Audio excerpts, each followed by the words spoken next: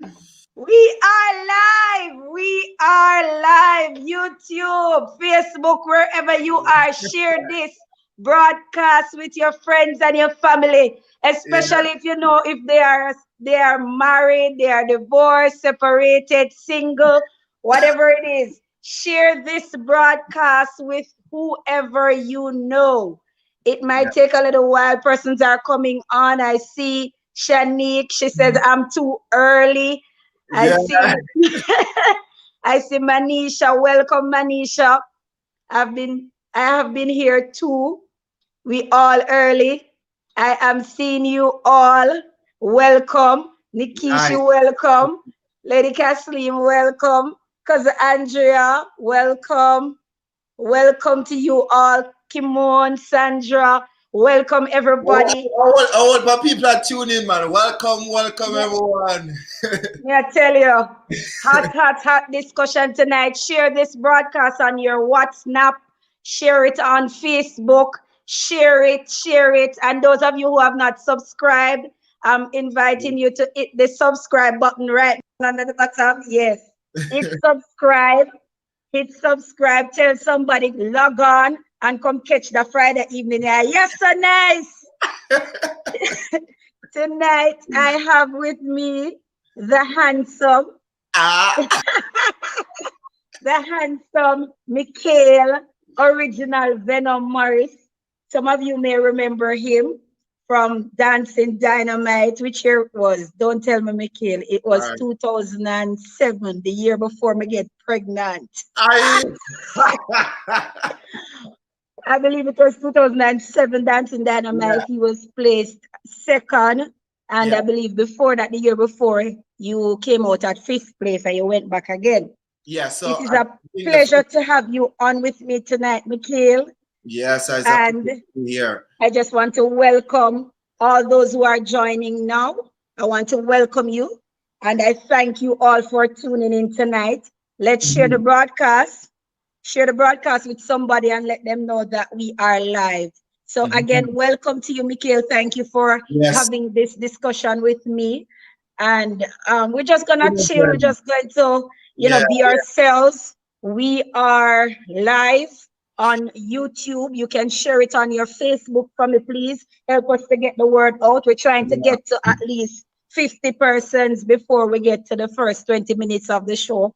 So Yeah. we are now at 24 on StreamYard, streaming through YouTube. I see some person sending me WhatsApp. I cannot answer you right now. I am live with my ex. Hey, listen.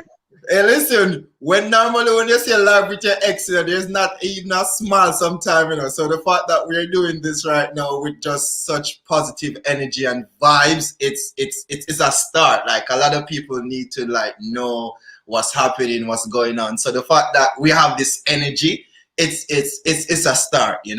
Yeah. So I love it. I love the vibes. I love it. I love it. So yes, Yes, yes, and like kick it off, man. Let me hear like yeah, I Mikhail. can hardly hear for some why I'm not hearing you loud. You But not hear me? Mikhail, Yeah, before we go into the discussion, I want you to just share with persons. I know I would have introduced you yeah, as the former second place winner of the Dancing Dynamite, mhm, but you have accomplished a lot. yeah, And before we go into the discussion, I'm going to give you a few minutes while persons are still joining to yeah, just do an introduction of yourself yeah. so that persons can know who don't know you. So good night, everyone. So as Tina talk about dancing dynamite, so I was born and raised in Kingston, Jamaica. Went to Tarrant High School, and then went to the Endemol School of the Visual and Performing Arts. Then, I got a scholarship to go there. And then from there, I went to Canada after I graduated. And that's when I met Tina at Edna Manley. So after that, I graduated and, got my certification. And then I moved to Canada in 2010. So I was dancing with different companies, professional dancer, we are training contemporary. I did dancehall, jazz, hip hop, ballet for a little bit and then work with different companies in Canada. And then from there, I started to teach. So I become more of an entrepreneur and independent artist. So did that a little bit, and then I pursue and have my own business in 2016. So I was living in Toronto for like 6.5 years, and then from there, I started my own business production company where I produce dancehall theater show, and also I lecture at Simon Fraser University. So I'm like a professor, like where I created the first dancehall curriculum in North America in Simon Fraser. So I'm a dancer, I'm a teacher, I'm an educator of the African diaspora. So that's a little bit of myself. So yeah, so that's a little bit of, just give them a little taste, a little bio. And Mikhail, that is a very good accomplishment. Thank I'm you. so proud of you because when we met, as Mikhail said, we met at Edna Manley College, and we became friends and then lovers. Yeah. And in that time, though, I was passionate about doing theater and I wanted Yeah. to be a star. And then in second year, I changed my program from straight theater arts to drama and education. And that's how I entered the field of education. Hmm. And I remember Mikhail was just so passionate. Mikhail is very passionate. He still is very passionate about the arts. And even when Mikhail went to Canada, and even at some points, I remember when it got really tough, and Mr. Mikhail, we not try go do something else, and do a Hmm. little do the dancing on the side. And Mikhail was adamant, say, him not going to Canada, going on a factory, go on a construction site. He's sticking to his dream.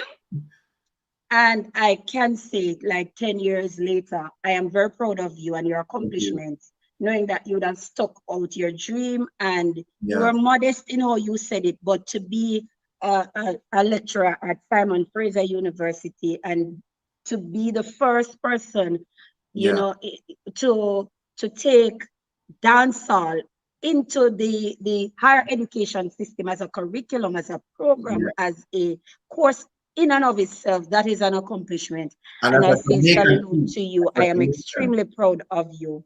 Thank And you. I see that we are up in the numbers and we are going to continue with the Yeah. discussion.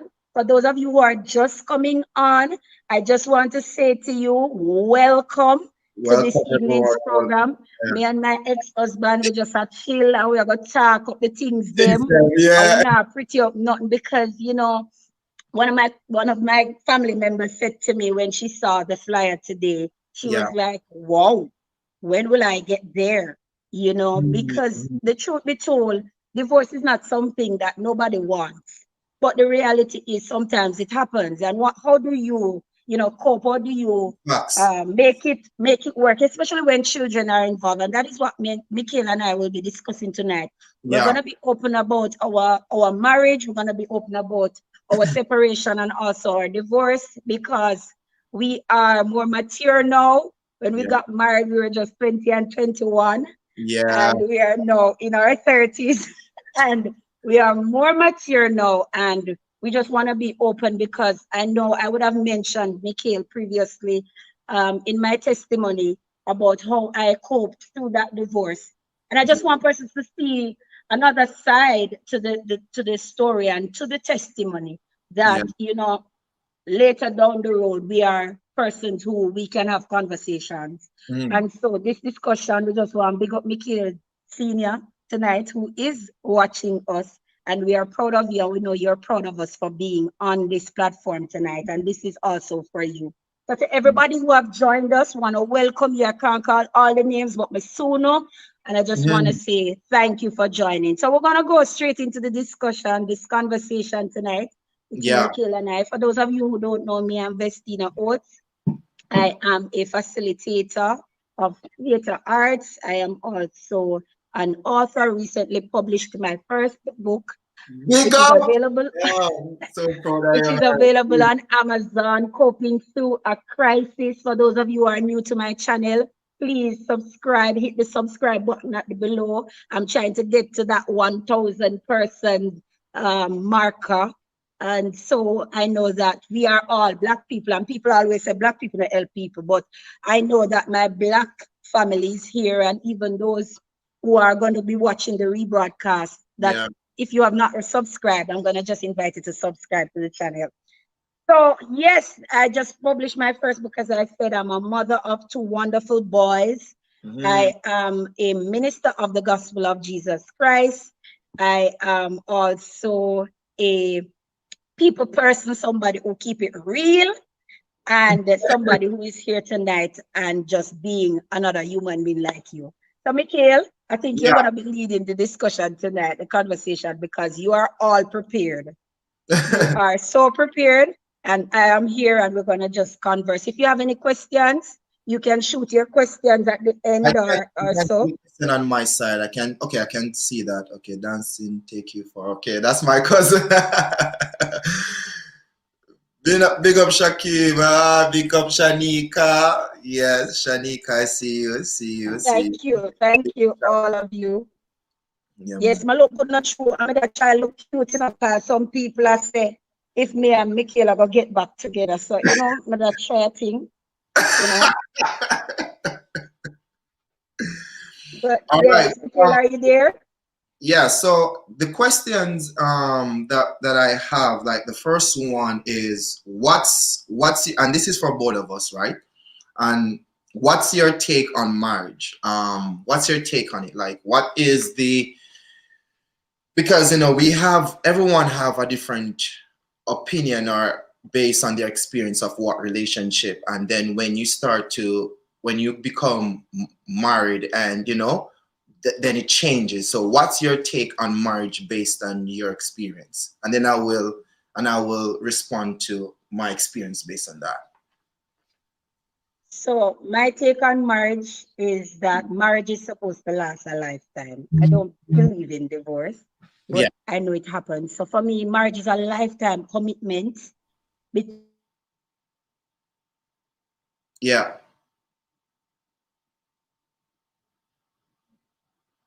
Oh, she froze. Tina, your internet. What? No, no, not right now.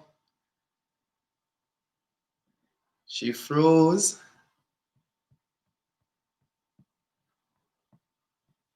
This is what I'm talking about. The internet, the internet, the internet.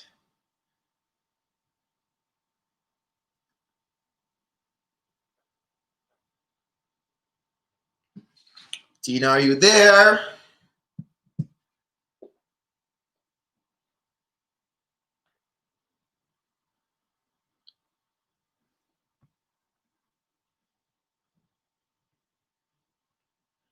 I guess Tina. We're just waiting for Tina to sign back on. I think something is wrong with her internet. Oh, there she is. I'm so sorry about that. Technical difficulties. Yes. Okay. So, yes, like I was saying, Yeah. I believe in marriage, that it is that I believe that marriage is a lifelong commitment between two individuals. You decide that you're going to make make it work regardless of Mhm. whatever happens. And so I believe it is something that you constantly have to sharpen, something that you constantly have to learn how to cope, because you're dealing with individuals, and we are all different preferences. But I believe that marriage is something that is sanctioned by God, it is ordained by Him, and it is something that is a commitment, Mhm. and it calls for a lot of compromise as well. Sometimes you have to compromise, Yeah. to make it work. But at the end of the day, you know that you're going to stick it out with this individual, this person Yeah. that you ride and die. So for me, that is my take on marriage, a lifelong commitment. What about So you, Mikhail? What's your take on marriage? from my experience, just to be transparent, it's difficult for me because of what my visual of what marriage was. Because for you, um, having both parents, right? Having both parents, and you feel, and you see that interaction, and you see the sacrifice that they made together for you. So for me, it was kind of different because I was trying to identify or understand what the definition of what love is first.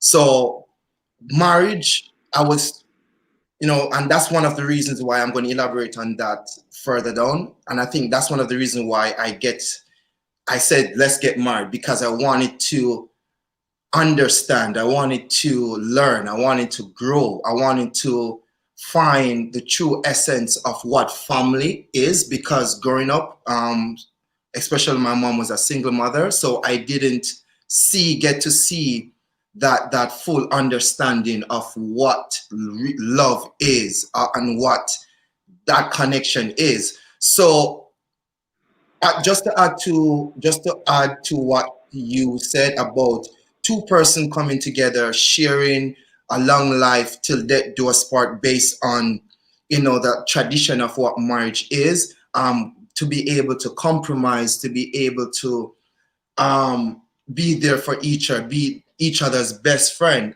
And I think when I met you, that was what I started to understand a little bit more. Because for me, the definition of basically of what a Google or Wikipedia definition didn't really sit well with me, because I didn't felt that. I didn't understand that growing up.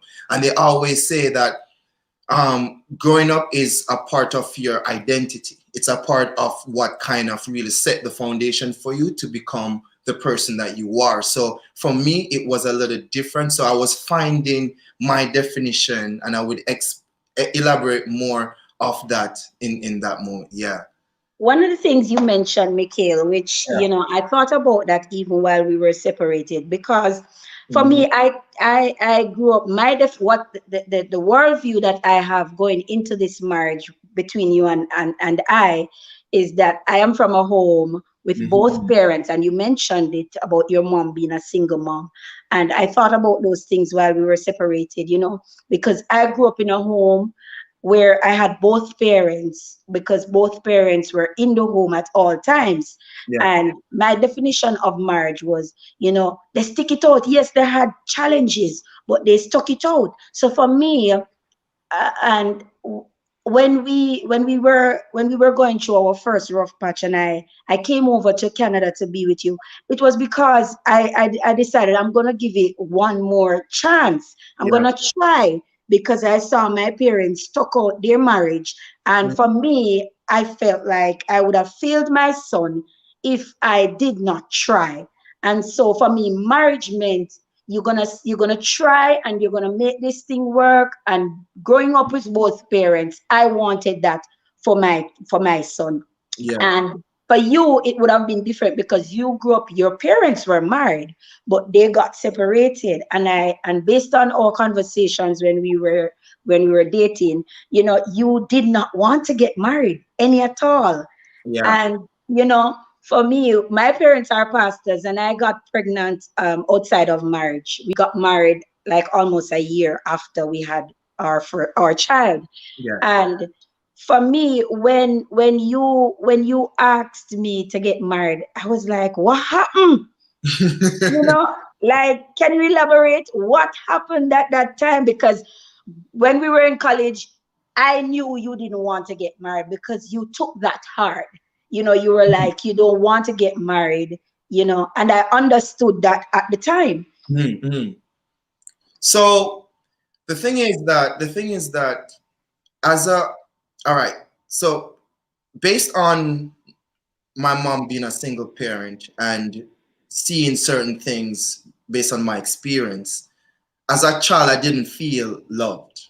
I felt like I was still finding my identity. I felt certain things that I would do, I would react just to get attention, react to feel, especially with my family, react to feel like I feel loved. And especially bouncing back from different aunts, right? I didn't really feel a connection because, my mom was traveling a lot. My mom was traveling a lot because she had to make sacrifice to take care of me because she's the only one.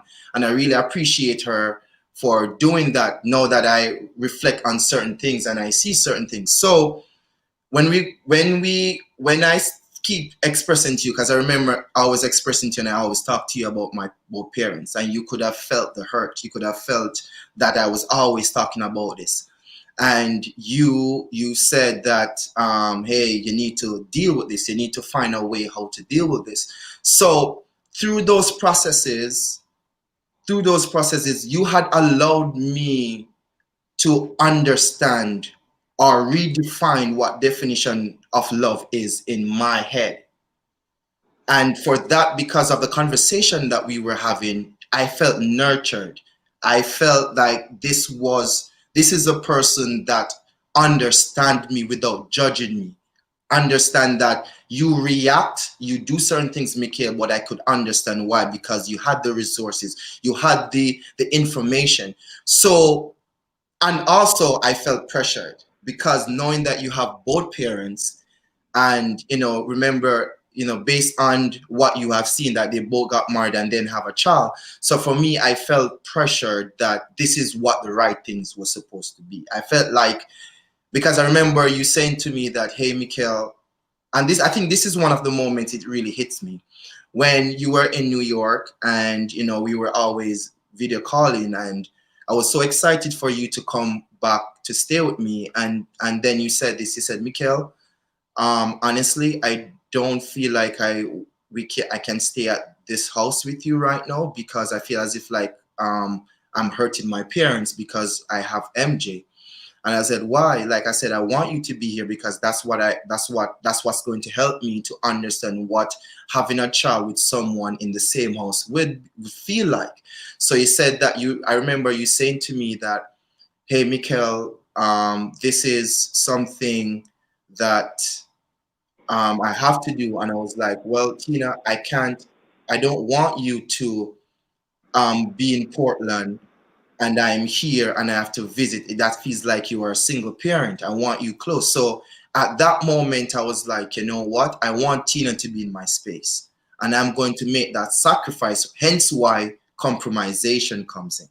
As you've mentioned before, marriage is about compromising. So in our process of being together, you have allowed me to compromise or understand that I have to push a foot forward to let you know how serious I am. So I did that, and that was one of also the reason why I said let's get married. And you were like, "Are you sure?" I was like, "Listen, I don't want you to feel embarrassed. I don't want you to feel as if like you're letting your parents down. And you have taught me certain things through your parents and how you carry yourself, and that's what I want." And knowing how what had happened between my mom and dad, that's something that I was wanting to break the cycle for my child. I wanted that to come together. I said, you know what? I think for me at that time, I wanted to show or prove to my parents that this is what it's supposed to be. So I said, let's get married. This is what I want, and this is what Tina would love. And I feel as if like this is her parents would appreciate me doing this. So I was like, you know what? This is how I feel right now. And I I'm want laughing. I'm not laughing at what you're saying. I'm laughing at what this comment this commenter is saying about true, bro. Some women pressure us men without even doing anything. Me never pressure him. Me it kill wasn't me pressure. pressure you. You felt pressured. It wasn't You know, pressure. because me tell us I'm not give you no pum pum again. You understand? Me talk the things truthfully. Me say me kill, me I come home, and me now come back a yard because me kind of feel away. My parents never forced me to get married, and that's one of the things I love about my parents. They Yeah. were both pastors, and they never, pressured me to get married when I got pregnant or anything like that. But my conscience start bother me Yeah. because every time I come there and we are do the things them and it's sweet. You understand? And me I tell you say me I talk like a Jamaican Creole now cause me I express myself. Express But boundary. you Go know, when I was coming home the second time with MJ, when he was just born, and I was there in New York, I was thinking about everything. And then Mhm. I grew up in a home where my mother's side of the family, especially, them love, they are for marriage 100%. Both Yeah. sides are for marriage, but one side pressure you more. When I say Mhm. pressure, I Yeah. mean they will ask you, so when you're getting married, when you're having kids, when that sort of Yeah. thing, if you're married, they ask you when you're having kids. That's and it's out of a place of love or a position of love. Mhm. But to be honest with you, my parents never said to me, go get married. And Mhm. that's what I love about them. They allow me, just like God, to make your own decisions and live with whatever the consequences are. Nothing is forced on you apart from when you look like you have to go to church. Yeah. But when I was coming home, me did start feel away. Like when you're in a church and you're juke and you feel away, me start Yeah. feel away. And I said to Mikhail, as he said that, I'm coming home and I'm going, me I got me yard, me I got my parents' yard, and me not go stop. And Mikhail was like, so me not go see the baby. I say, yeah, man, you can see the baby. I remember telling you that I would carry the baby to Yeah. Portmore where you were living at the time before you migrated. And I said to you that, I will bring the baby, you can spend time with him and I'll come back for him or you bring him back or whatever. And it's like, Mikhail agreed, but I guess while he was thinking about the whole thing, he decided, or because when I came home, I actually came by over to Portmore. Yeah, but we had a conversation in person. I think in that moment I was reflecting, I was processing, not reflecting, I was processing on what you have said. And every single time I was processing, my experience of growing up as a kid really come into play.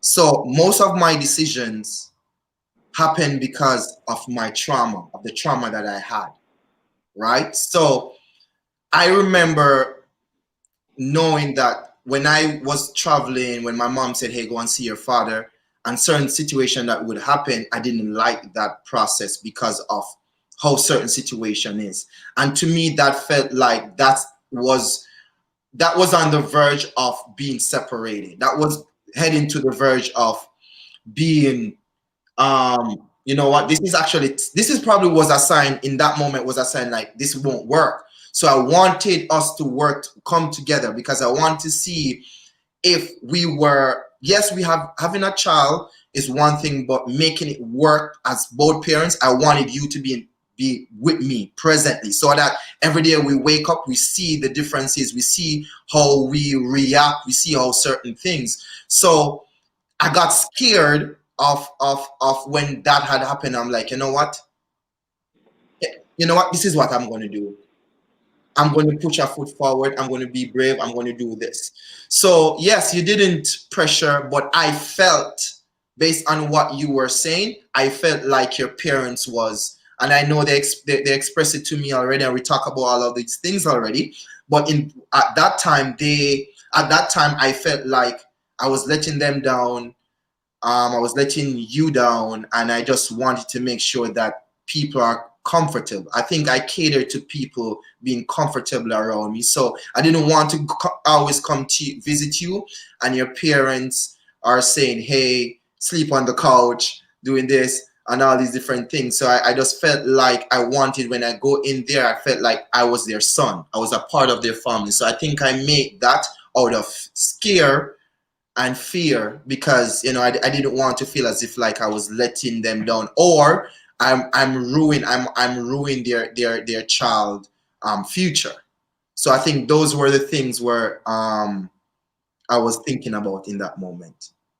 And somebody mentioned, that this is the way church girls propose. And the church also puts some amount of pressure sometimes as well. And we can't go around that conversation.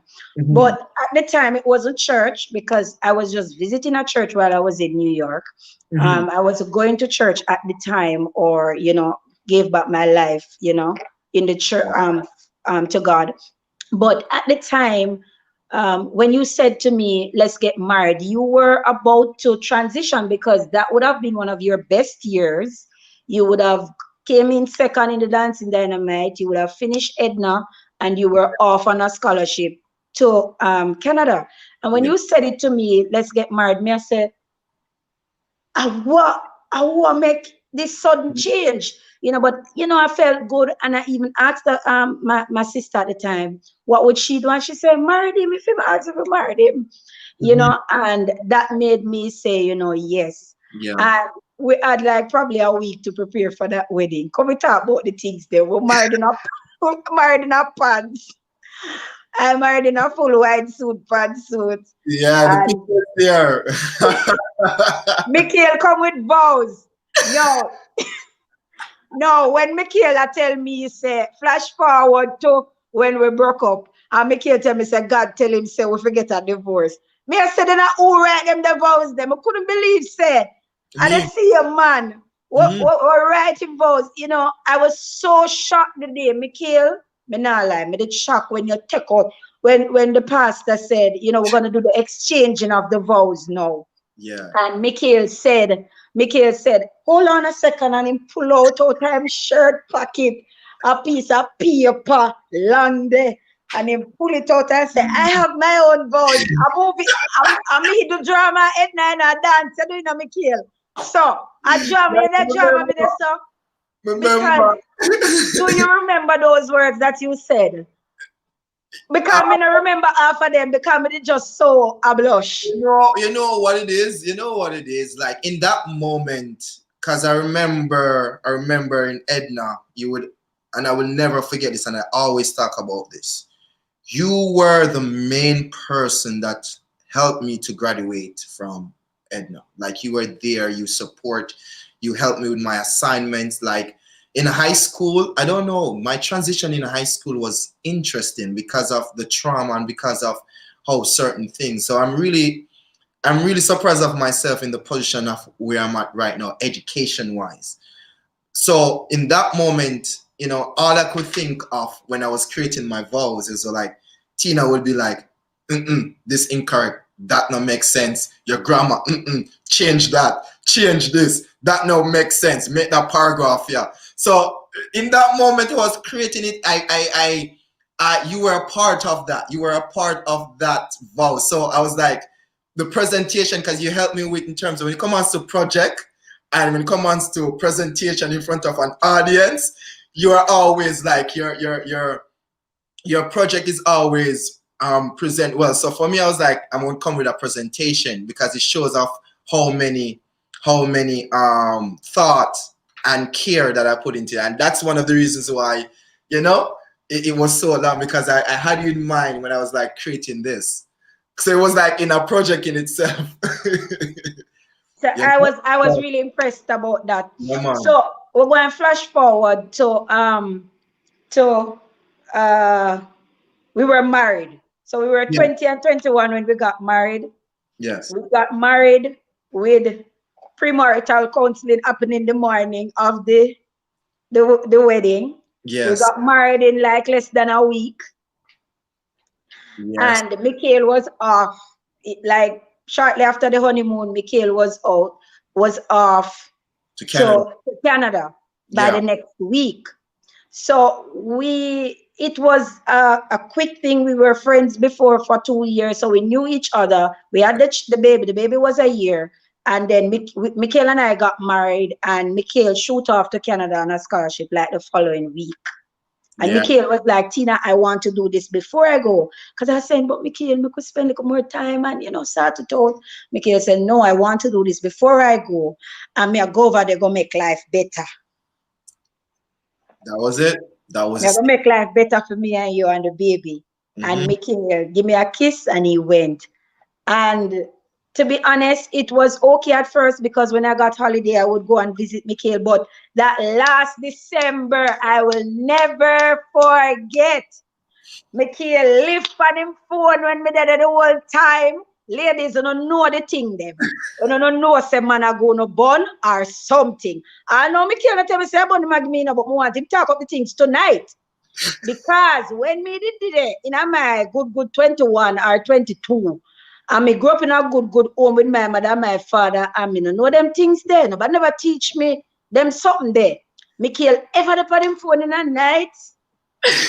That December, we never have a good Christmas. We cuss almost every single day. What was happening that Chris? What was? Wait, I'm trying to. Which one? Which? Okay, I'm trying The to. Christmas before we broke up, because I came to visit you that Christmas, Mhm. and then the next year, probably about January, February, you revealed to me that, we're not gonna go any further with this marriage. Yeah.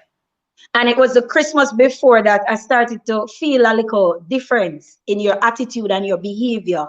Mhm. So you went from zero to hero. 0 to hero. Yes. Um. And you changed a lot, Yeah. and I remember visiting you, and it just never feel right. Like we argue all day, every day. We weren't getting along, all of that, you know. And so I don't know if you remember, can you remember enough things more than me sometimes?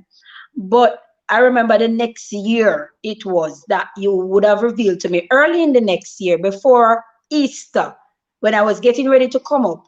Like you said, no, she can't go. Come right now. What happened? Or let us hear your side Yeah. of what really caused the breakdown in the marriage on your end. And I can share probably on my end when you're finished. Yeah.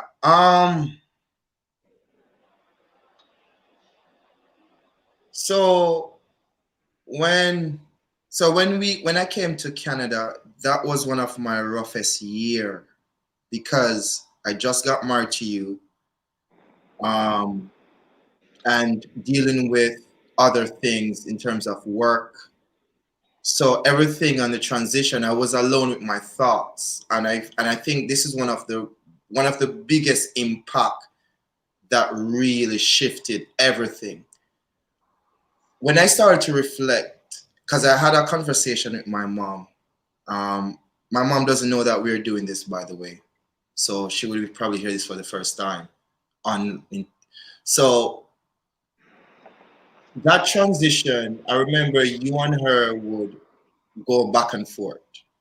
You know, you and my mom would have your differences going back and forth, and every time I would hear it from my mom, every time I would hear from you, and as a man in a new country trying to adjust as well, I was reflecting on our entire marriage. I was reflecting on everything, and I started to feel like a voice said, "You need to reflect on certain things."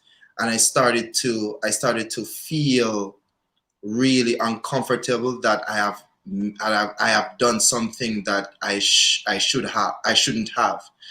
And one of the reasons why I say that, because only one cousin that showed up at the wedding, and I felt like my family wasn't there to support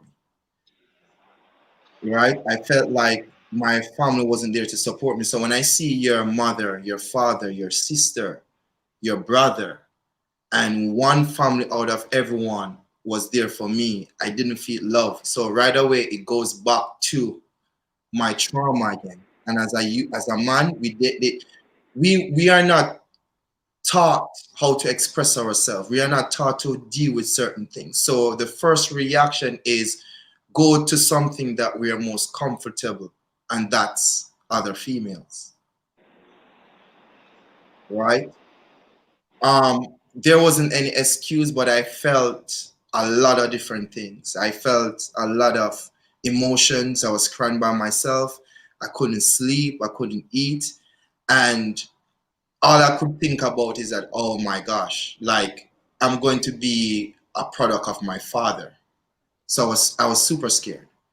So in those times, dealing with my trauma, dealing with the verbal and mental abuse, because a lot of people don't know this. I get a lot of verbal abuse from my dad, and feel one of the things that really hit me is the things that he will say to my mom, and make me feel as if like I shouldn't exist. So I think those things, dealing with those trauma growing up as a kid, has really affected me. So I was acting out know that when I started to see what was happening. So on those different things, I didn't know how to say to you, because I was going to something that was, I was trying to stay far from the things that I had to face and going to things that can help me heal in the moment. So coming to you and having a conversation to you would be the last thing in my mind because of all the energy that placed, right? So I want to go to something that feels sweet, that doesn't have any form of any energy or anything I have to respond to, right? So dealing with all those things as a man with a thought of I shouldn't be on this earth, suicide, like those things was the first year that I was dealing with, right? So dealing with those things, the person that keeps me, and this is the person that keeps me sane, was my child, because every single time before I do an action, I would look at my son's picture. I would keep looking. I was like, listen, I have to fight through this. I have to fight through this. So it reached to a point where I didn't care anymore. It reached to a point where I was just dealing with a lot of things. I felt like I couldn't talk to anyone in that moment because in that moment I felt like my family wasn't there to support me.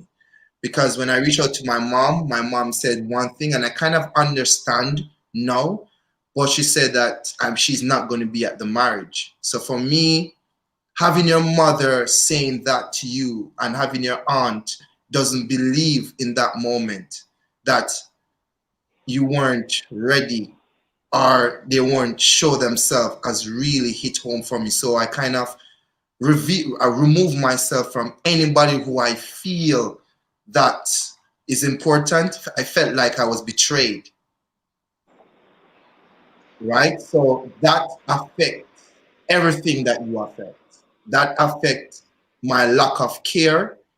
That affects me don't care in giving you attention. That affects me don't care of what's going to happen next. But I did say something, and a voice said, and I think at that moment I was praying a lot. And I think in that moment I was praying a lot, but I also started to not believe that there was a God. Because Christianity, especially growing up in a Christian home, and the things that I've seen as a this is how I portray Christianity to be in that moment. Christianity, no matter how you are, what you're doing in your life, I feel as if, like, as a Christian, as especially as a family, you should be there for your loved one and kind of guide them. So when I have a family who is coming from a Christian background saying, I don't believe in this, or I'm not going to show, I question my belief in religion, question my belief in Christianity. So in that moment, I was angry at myself. I was angry at God. I was angry at religion because in that moment, deal in a country, a first world country with no family, with no one, just me there trying to make better for my life and for my family. It's I started to develop that moment of hatred towards God, and a lot of things that was going through my mind. Like, the devil was strong. The devil was strong. And in that moment, I shifted. That's why you felt the shift. You felt a lot of shift, but I couldn't understand it at that time. Right? So yeah, that was the behind of it all. Like, I was dealing with suicidal, I was dealing with a lot of things. I had hate for a lot of different things. So you brought love back into my life, and then I felt like my family take it away again. So I felt like I am just not to be here on this earth. That's what it was. You know what I mean? So yeah, I've never shared any I never shared suicidal with anyone. I kept that to myself. And I think this is the first time you have actually heard me saying this too. Because over the years I've passed, I have developed, I had a family here who have kind of guide me, and Rowan would call me, which is what my cousin Alicia would call me.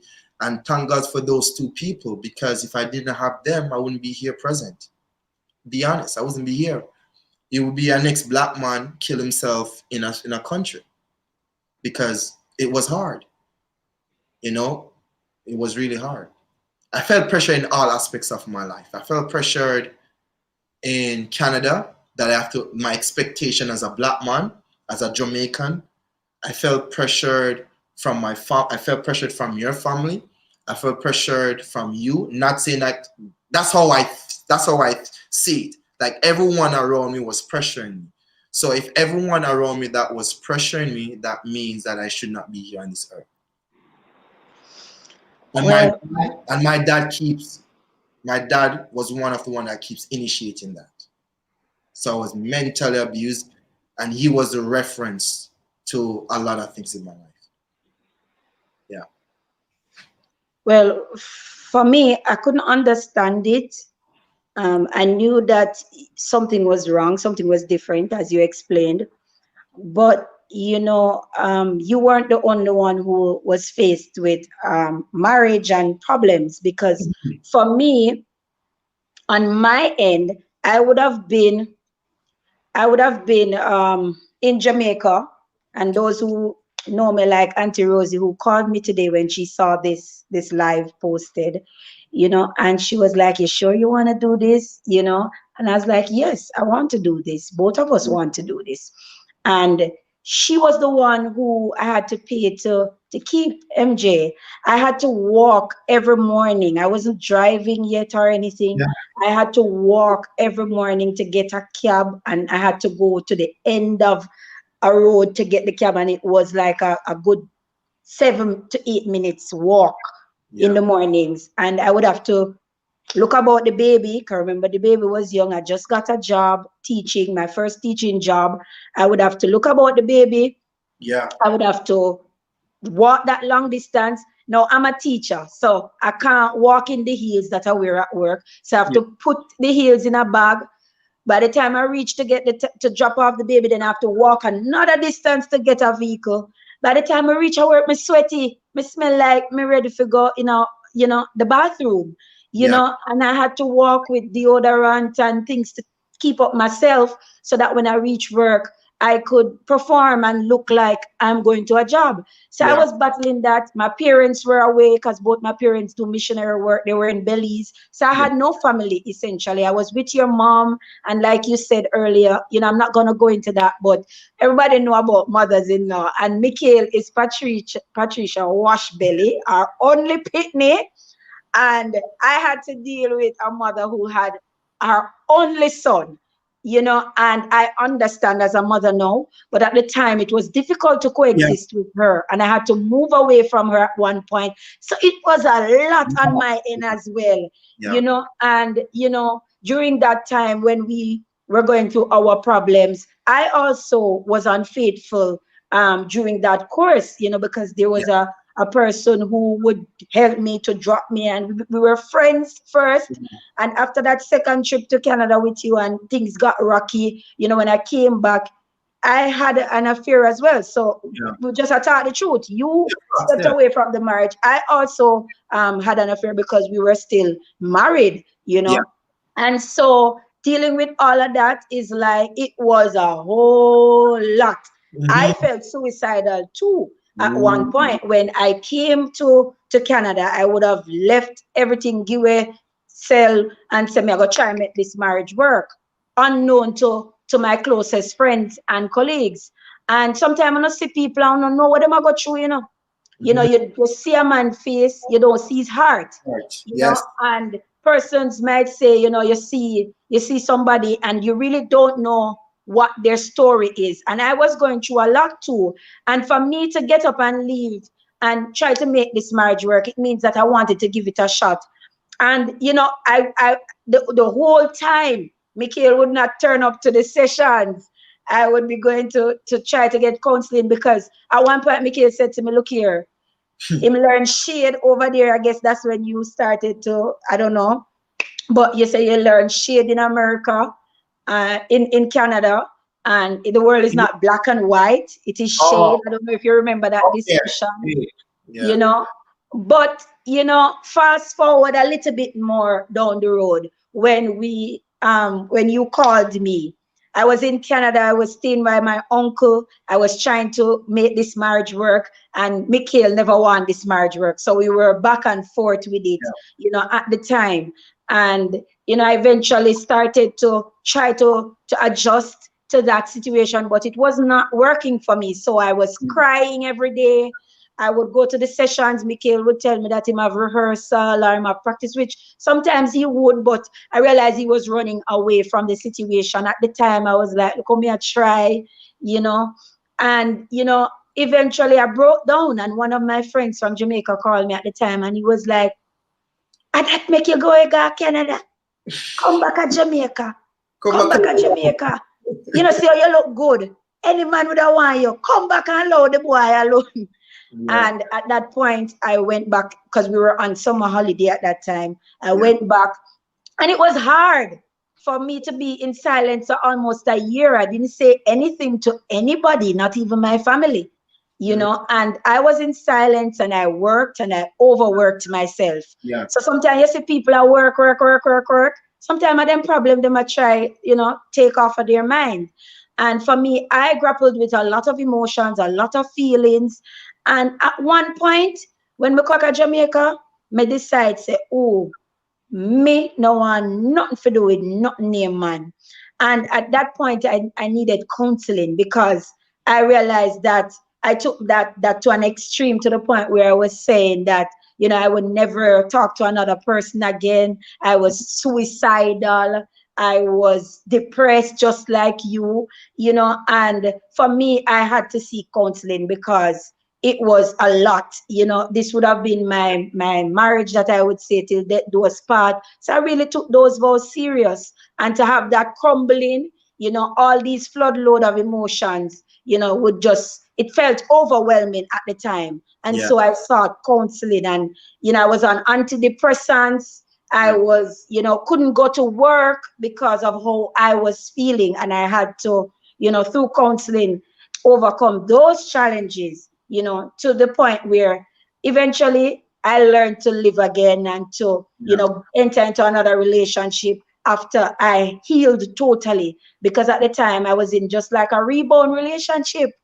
And Yeah. so the rebound now gone away.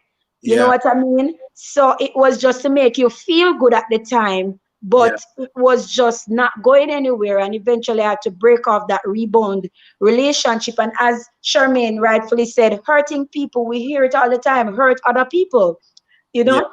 And so, I had to move on from that situation, and to the point where I learned to love myself again through counseling. I spent over 100,000 Jamaican dollars on counseling. Wow. Over 100,000. I remember I'm a teacher, and I run up my credit cards on counseling. I shop till I drop when I feel bad, Yeah. and all of that stuff. So I had to deal with that as well. I felt like I failed my son because I grew up in a home with both parents. And now, the counselor even said to me, PJ Patterson is from a single parent home. His mother grew him, and he Yeah. turned out to be the Prime Minister of Jamaica. Stop, killing yourself over it, Yeah. And so I learned to deal with that situation. And then, eventually I was still trying to reach out to you now and again. But then when you told me that you're going to look about the divorce, like it just broke my heart because I Yeah. really didn't want that divorce. And when you told me about you looking about the divorce, it shattered me again. And I Wow. had to deal with that whole ordeal again. And then to the point where How? we were Yeah. not talking for a while, Yeah. Mikhail. Yes. We So were how? talking for a while. So since that moment, I have a question for both of us. Since we Yes. both share a child together, how did that affect co-parenting? Like on your and I would love to hear Well, more. co-parenting, we never we Yeah. didn't So get along because I I think remember initially, no, we get along perfectly yeah. well. So But back I think then, in the yeah. middle of that time of separation, when we were separated from each other in terms of we are going through this divorce now, we're not together, we're not talking. I remember reaching out to I will not mention the person's name now, Yeah. but I remember me reaching out to one of your mentors, two of your mentors. One reached out to me, Yeah. and the other one I reached out to. And I said to him, you can't talk to Mikhail. I don't know, even if he doesn't want to deal with me, let him deal with his son. So at first it was very difficult because you weren't communicating with us any at all, you know. And you know what I did? Because our son was so small at the time, I told myself, anyone asks me, I tell him, say you're dead, And that because I didn't want to deal with that situation. I was like, you know what? I'm dead. And if that is what I used to cope at that point with co-parenting, because there was none. You weren't communicating for probably 2 years or three. And then eventually was during inconsistent. that time I went back to church, and then I started to pray about the situation as well. And out of the blues one day you call me, and you opened up. You started to open up and you started to tell me, what you were feeling. And I really appreciated that phone call because I didn't hear from you for a while, Yeah, you know. I think And co-parenting was very hard during those years. yeah. During those times, let me just say my experience during those times. During those 2 years, when you reach out to my mentors, they were the one that was allowed me like start to talk to me, start to let me kind of get back on my feet mentally and spiritually, right? Because of I felt distant, I felt shadowed in so many different aspects of my life, right? And mind you, you went for counseling. I didn't have any counseling because I didn't even have money to even take care of myself, right? So I had people every now and then would reach out to me, ask if I'm okay, but it's not the same, right? So I had to like the conversation that I will have, I will slowly use them to kind of get the momentum to like really step forward. One thing in that moment, I was very embarrassed. I was scared. I felt like reaching out to you is maybe not the best thing. That's what I was thinking. I was like reaching out to my son. I feel as if I let him down because I would have those conversations. And what was so interesting is that going through this process has allowed me to see certain things as a man, and I've realized why. Not saying it's right, but I've realized why some men get scared and not start to face their responsibility because of certain things. We have to understand that we live in a country that telling boys that crying is sissy, telling boys that showing any form of emotions you're not a man. So when you're raised in a society that really shifted that men supposed to only be strong and don't show any emotions, then it really affect our boys and how they think and how they should treat another person. You understand? So dealing with those things and having my mentors, like I was trying to be strong. I was trying to like say I got this, but I didn't breaking down. I keep crying. You know what I mean? So with that being said, I think this is where the wake up call came in. And go back to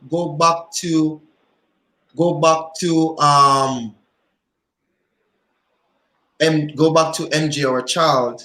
When you said that, you know, you said to him that he's dead. I remember the conversation that we had. I remember the conversation that we had, and I called him and I was talking to him, and you were there, and you said to me that Mikhail, I have something to say to you, and you said, so I was walking with MJ, and a friend of mine, um, was walking with me, and one of his friend called him and said, "Hey, is that your son?" And MJ looked at him and said, "No, you're not my father. My father is dead." And that moment I fainted because I was coming from work. And that moment when you're on the phone and we were talking, you told that to me, and I think that was one of the moments realize reality hits me, right? Because to have your son At that time, it was what, three, four? Probably about 3. I told him you were dead because Yeah. I couldn't Yeah. reach you. For those who are just joining, I couldn't Yeah. reach you. I couldn't contact. It's like two. You have to have two hands for clap. Yes. So I think that And moment when you told me that story, I fainted because thinking about my child saying and having that moment saying that no, you're not my father is dead. Whoa, yo. And up to this moment, I feel that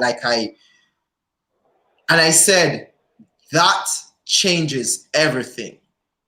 And when you tell a person, when rock bottom is really hard, like I think that was one of the rock bottom that I really hit, that I said, I feel as if like in my life now, I know I can deal with different challenges, because when you have a child that says that and believe it at that age, it goes to show that there's something that needs to be shifted. And I think in that moment I started to slowly, yes, it wasn't consistently still being his life, but I was slowly trying to make those baby steps, right? Because sometimes you call me and be like, hey, Mikhail, listen, you need to take care of your pitney, you need to do this, you need to do that, and me alone, and this, that, and if you not take care of your pitney, me I go bring you to court, me I go do this, me I go do that, so I'm me alone, and me alone have him, and all of these things that you went in. And and I think at that moment we were going back and forth with each other, because you were emotional, I was emotional, we would hang up the phone on each other, we would we would we would we would say hurtful things to each other, and that was the process. Sometimes I would like, Tina, stop shouting at me, I'm not, and you're like, where did da da da da da da, you would have got in and you have said, listen, not tell me if we quiet, not tell me if we not me I tell you how me feel. And I was like, no, if you keep shouting, I'm gonna hang up the phone. I saw you hang up the phone and you say, listen, ain't dirty boy. look here, I show. When me call me crab up, sometimes I don't know nothing name for keep on my mouth, because I was very vocal, Yeah, especially when it came on to child maintenance. yeah, One time for the whole year, Mikhail no call me, no people. And out of the blues, me there work one day, I get a text. Say me for go, what's the MoneyGram or Western Union. You see when me get the text, a $50 Mikhail send come. Wanna talk it truth what God love no. What $50 could I do? Hey, when I hear from this boy all long, I am saying this because so many women are on that are on now or will join later, our fathers who one parent, Mikhail is explaining that things they tough for him. But me I said, me try look work for him, cause me not just love him so. yeah, And him say I stick out him dream and him now go do no other work. I Canada. And me I said, but me need money. You yeah, understand? And I remember one time I never even have pampers for the baby because sometimes you just not have it. And every time you have it, I'm have to put on the towel on him to keep him through the night. And I'm saying all this as a teacher. You understand? That's why I'm saying no see people and don't know what them I go through. And me I try tell this boy, I say, go look at work. I saw me a class him them time then, because no, me not call him boy. But yeah, me I say, what this boy you not go look one work? How am I come talk about him and stick to dream? You understand what dream can do? In a system, me need money. And that me I say, and so many women can relate to this because they would have baby fathers, or so many men can relate to it. They would have baby mothers who them just not support them financially because of one reason or the other. But at the time, me call you, my class you. Me remember one time, my class used to tell me shame. I saw me string off the bad word them. yeah. I saw me string, I And me light up me kill. and Me then light up me kill, me bring him right down. When me done cuss me kill the day upon the phone, me just want to feel better. Me know yeah, him not send no money, me just want to feel better. I yeah, tell him so nastiness, you see, man. I'm say you dirty, drunk, nasty, cross his boy. I mean, I say just because of what I am feeling and how I'm going through this hurt. But the story never ended, so Mikhail. Yeah. Flash forward. So Mikhail called me out of the blues one year. Me I pray, and I even said it to somebody today. You have a child, whether you're a mother or a father, and one partner is not there, you might be going through a separation, a divorce, whatever it is, you know, Exactly. pray, find a place of solitude, a place of penitence where you can just talk to God. Because of that, me start do. Because one, Yeah. me tell my son say him father dead, because me I say him father in our life, and me can't bother with no question. And then the next thing I did was I just said, you know what, me I forgot through this. And I started to pray eventually about the whole situation. And it never happened overnight. Me now go tell us I'm a prayer today, and tomorrow Mikhail was operating like the man he ought to operate as. No, it never happened same time. It probably took a year before I saw any sort of improvement.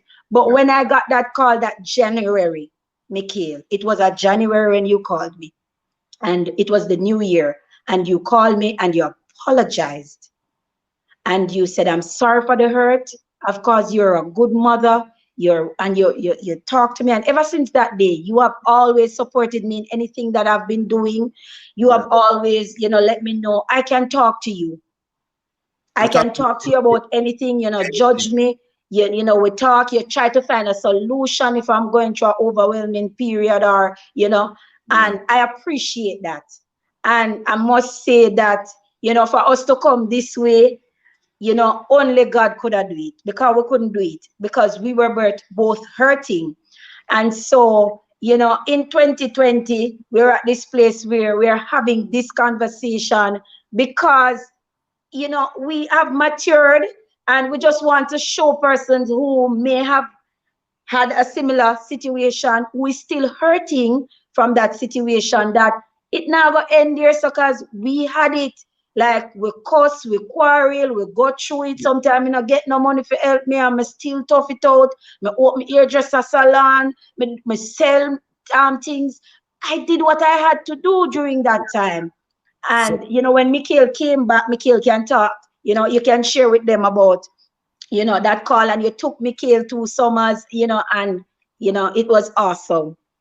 I think I think I think because a lot of especially relationship, a lot of people are going through these moments, like not similar, not same experiences, but can relate to certain things in terms of relationship and divorce and separation and having a kid, having kids or a child in the picture. I think what was your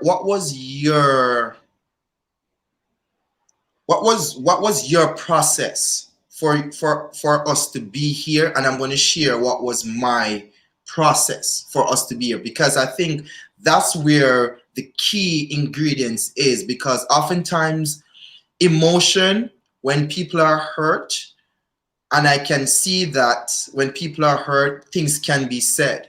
You understand what I'm saying? So what was your process? How did it reach for you to allow me to get a second chance or be in my son's life? Because some women, and I'm lucky and grateful that you take this route, because I think it's really important for this, because going through what you go through, not knowing what my experience was, but only focusing on your emotion. Some women will cut off their child, not let the father see it. Child support, you know what I mean? If it takes 2 years, 3 years, court's gonna be involved. So what was your process that allowed me to get a second chance to be in my son's life? I think that would people would love to hear that. Yeah. Well, like I said, I went through counseling, Yeah. so counseling was one. Two, only Jehovah, only God, Yeah. because when you came back into our lives, Yeah. I was, I recommitted my life to God. Okay. And so, that level of understanding, I would have to forgive you because the Bible says, if me not forgive you, Jana forgive me. You Mm. know, the Most High was that that reference point. Yeah. Knowing that I am unworthy, I would have messed up so many times in life, and knowing that God would have forgiven me countless of times. Why can't I? My mother always preach and say, if sin for Mary, um, if Holy God forgives sin for Mary, why can't sin for Mary forgive sin for John? And so that for you to be involved in your son life, may not have you up now, you know. I always tell you, and you can talk the truth. I always tell you, for you do what you need to do, you're not hear from me. I Yeah. always tell you that. So for me to see you doing what you have to do, to make it work, I mean, I see you reach in terms of financial freedom. Yet you're on your road, you're in your mid-career, you know. But the support you give to me now is so much more, and I appreciate it, from nothing to something. You understand? So I appreciate it, and from your in Mikhail's life, I'm fine with that.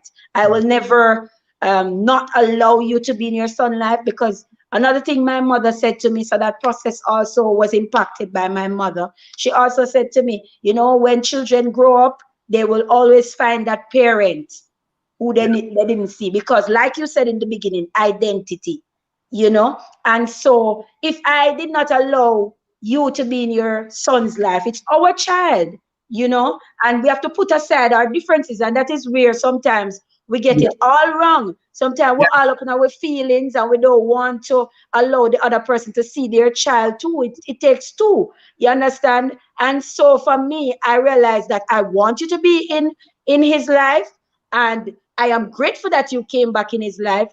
And it took a while, but I am grateful for it, and I'm not going to withhold the child that opportunity, because that would be wickedness. Because what would I say to MJ? He's now 11 years old, and I told him that we are going to be on tonight, and he said, "Mommy, me love that." I said, "You're not going to shame?" He said, "No, mommy, me love that." Yeah. Right now, I can't even put him on back, because his phone locks off at 9 o'clock, and he's messaging me, tell me, remember, I'm phone lock off, but I can't put him on back because Yeah. I don't want to come out of the broadcast room. Yeah. Yeah. But, I would have done an injustice if I did not allow you, Mikhail, to be a part of your son's life, our child's life, because he would grow up, and same thing you would have experienced, I would be repeating the cycle. And I'm not about that. You understand? So I can forgive you. I may not forget everything, but one of the things that I had to do, because when you called me back probably 2 or 3 years ago, you were the one reminding me of a lot of stuff. One thing I had to do to heal was to forgive and to let go. And I asked, that everything that I would have experienced with you that was negative, I don't want to remember it anymore. Yeah. And even some of the positive, me not remember either. So, but you would have reminded me of certain stuff that we shared together. So that process for me was, like I said, divine intervention from the Most High, Yeah. my family and my friends, in that process. Also, um, counseling was very important as well, because I would have gone through those steps with a trained counselor. I took the best counselor, and that's why my counseling bill did high. Come Mm. say me no want a cheap counselor, I want who have the experience, and I got the perfect person who went through a divorce as well. Mm. And so she could understand, and she could be able to use her place of pain to help others, And so that process for me was deep. And Mm. that is what, when you came back, I was ready. I was at a place of readiness to receive you, and I would not withhold that opportunity, because, like my mother said, when Pitney get older, they're going to look for that parent. And I don't want Mikhail to hear that I was the one who did not allow him to have any bond with you. And so when you said to me you want to take him for the summer that year, I was happy, because I remember on the other side, I tried one Christmas and you were not in that place to Yeah. receive him. So I was happy when you said you wanted to take him. So co-parenting now, Mikhail spends summers with Mikhail. Because of coronavirus this Yeah. year, It he should didn't get have to been go. here. Yeah. we share the responsibility because Mikhail is in his mid career as a dancer. Mikhail have to depend on the road straight, so he cannot be with him at all holidays, but he dedicates time during the summer to be with him, and we share duties. So if Mikhail MJ is going through something with Yeah. me, as him I go through that stage now where he's going into the preteen Yeah. year, I call Mikhail and both of us deal with it together. You know, we don't take sides. We agree on matters of his safety. And Mikhail does an excellent job, better than me, because me just can't deal with it. But Mikhail has the patience and the experience. Being a man, I Yeah. cannot do what a man can do. I, And he's, at a, so, he's at a point where he's going in his teenage years now. So that's where the my where my role is to come into. But to give my side on my process, I had to forgive myself first, and I had to forgive my both parents, right? So my process was a little bit different because I was like I said earlier before in terms of feeling not loved growing up. Having my mentors kind of like helped me to heal through the process, and that's one of the reasons why you got that phone call, because I had to find it within myself to be like, hey, listen, I need to break the cycle. And especially coming from the inner city where, like I always say, this idea of men doesn't cry or show any form of emotion. I had to find a way to accept that it is okay to cry. I had to find a way to come to forgive myself first. And yes, I started to find back that momentum of praying and reading my Bible and meditate and fasting, because I think that was one of the highlight, was bringing back God into the picture of that process, because I felt like everyone was, not not showing me love. That's all. When you're in a process and high in emotions, it's hard for you to think positively. It's hard for you to rationalize is true. what is positive, what is negative. You're just a cloud of emotion, right? So I had to take the steps to say, where is this hurt coming from? Why am I so inconsistent? Why am I feeling so upset every single time? Right? So the past, I had to go back into the past. And this is when this is what I call, and I developed this idea of composition of emotion.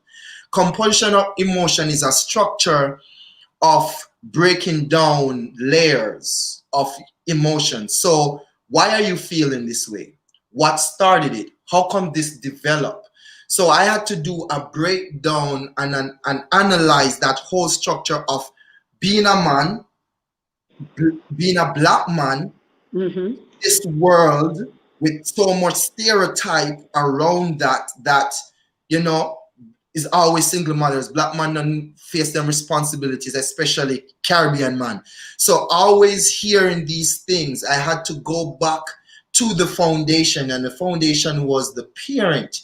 So if so this is a message to the men in society who find it hard and scared that they can't find a way, and feeling as if like running away is easiest way, but it's actually hard, because to every action there's a reaction, right? So when you go from forgiving that forgiving the past of those moments and realizing that the cycle needs to change, I started to take my time to accepting that I am this is what I do is wrong.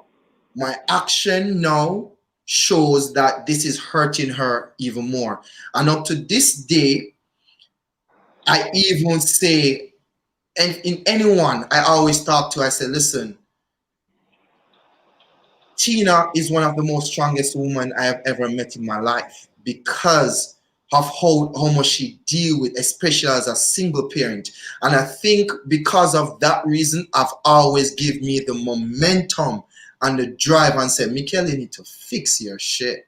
Sorry for my language, No, but it's fine. Shit is okay. you You need to, can say shit. It's raw. if she Yeah. can do it, if she can do it, and especially having two kids now, there's something that I need to change. So I reach out, I start to ask questions, and that is why slowly it allowed me to start having those conversations, right? Apologizing, owning up to my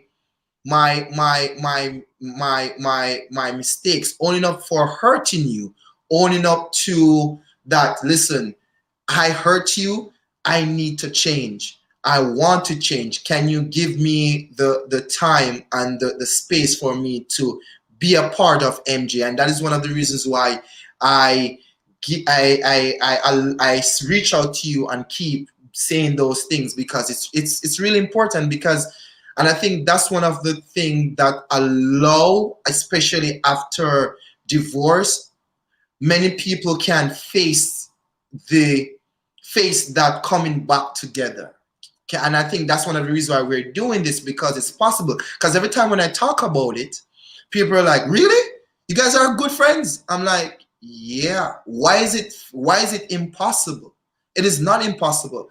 And so sometimes we always make excuses in different aspects, and sometimes excuses is coming from pain, excuses is coming from fear. When there's so much fear, there's um less things to think about that can make the positive decision. So I feel as if, like, those things are really important for changes, for us to Mhm. even be here. There's not a lot of people, and especially in the black community, because we talk Yes. about culture. Yes. We talk Yes. about culture a lot, and oftentimes we have to teach our boys. We have to teach, and that's why this is really important, because I want MJ to see this.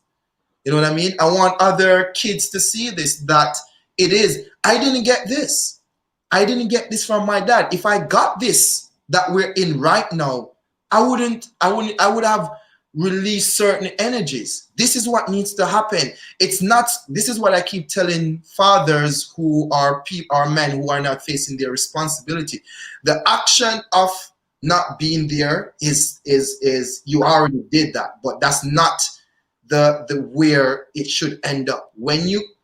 This is already part of the process. You did it. It's how you consistently keep going. Mhm. Changes happen in your child's life when you make the decision to change. So if you're in the process of keep being irresponsible, or keep having this where, like, she can't go about her business, me no business, whatever the case may be, it really affect the kid and how he or how she or he has been raised. So this is why we have to have a system in place for boys, for educating boys of how to treat. And this is where the planting of seed comes from. How to educate our youth, how um how a girl child should raise, how a boy child should respect, and same thing vice versa. In our community, we know it's always the bashing. Yes, I know that this person is going to do it anyways, because I'll be a single mother here, and I'll be Mother. his father. So when you Especially in the black community, we need to change that narrative. change the narrative, we need to see more of these things, that it's possible. Because when you say, I want this man that, the kids keep hearing those things and believe that that's the action that should take place. Kids they observe things. They do observe. So sometimes, and this is one of the things that I've watched and I've observed with MJ. When we both have a conversation on the phone, MJ know who you're talking to. And you know who you're talking to, not in a negative way. He jumps on the bed and start laugh. Daddy, what go on? But you see the energy of us having that conversation, and MJ can know when we are talking on the phone.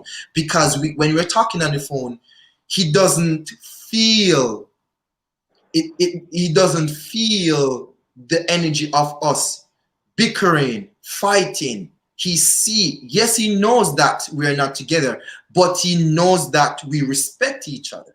And that's what we want. We want our kids to understand, yes, the reality that situation happen. Be truthful to your kids, but teach them on how, when this situation happen, how do you deal with it?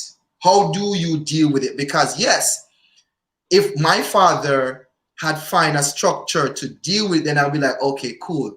It is okay for me. Is it okay that both parents can have their differences, but they love me even more? They can come in, they can come together. That's where the vibration, that's where the positivity needs to come from, right? Big up yourself, Maja Bless. Yeah, Big up yourself, everybody. Not that, only Maja Bless, but I see my that friend, yeah, Maja Bless yeah, from Edna. yeah. So Bless up yourself.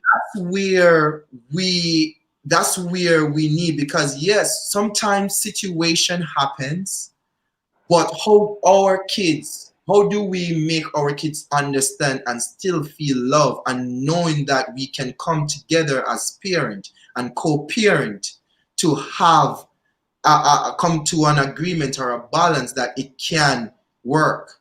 You know what I mean? Because we talk about certain things, and I know I'm more under. Sometimes I remember the conversation that we had, and you were going through a situation, and I felt your energy. You're like, I can't do this by myself recently, and I was like, okay, I understand, Tina. I understand that you're hurting. I know, I can see why you're feeling like this. It's hard for you. How can I help you to release this energy? How can I help you? What position can I do in this situation now can help you to release that energy? And the mature thing that I did, I said, let me talk to your other kid's father. And we both have a conversation, and we said, hey, listen. The two man them talk, my two baby father them talk, my ex-husband and and my last child's dad. we, Both of them called each other without me. Like we the other one said, give me him number, and the other one said, give me him number. Because I reached that point. Sorry to interject, but I yeah, just wanted to bring some clarity on the situation. I yeah, just feel overwhelmed, like me I do this. Like money is not everything. Me need help. I need help. I'm overwhelmed. I am not handling this situation.